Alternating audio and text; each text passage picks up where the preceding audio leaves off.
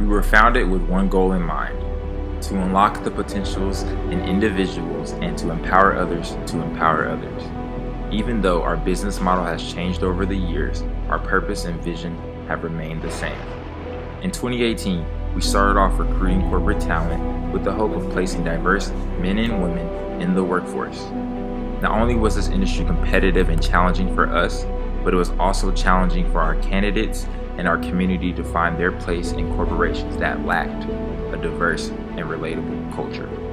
In 2019, we set out to bridge the gap between corporate and culture and ventured off into the entertainment industry, where we brought professionalism and business acumen into the community.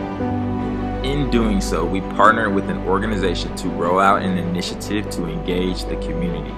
From this partnership, we learned how corporate organizations engage with the culture and saw an opportunity for improvement. We recognized that the voice of individuals at corporations needed to be heard on a deeper level. And so we created an electrifying platform driven by feedback, powered by AI to quantify and address the root of the problem. This enabled us to translate individuals' voices into data that corporations could take real action on. We are now able to create a more engaged, collaborative, and diverse culture where work can become a place of fulfillment and enjoyment, not stress and anxiety.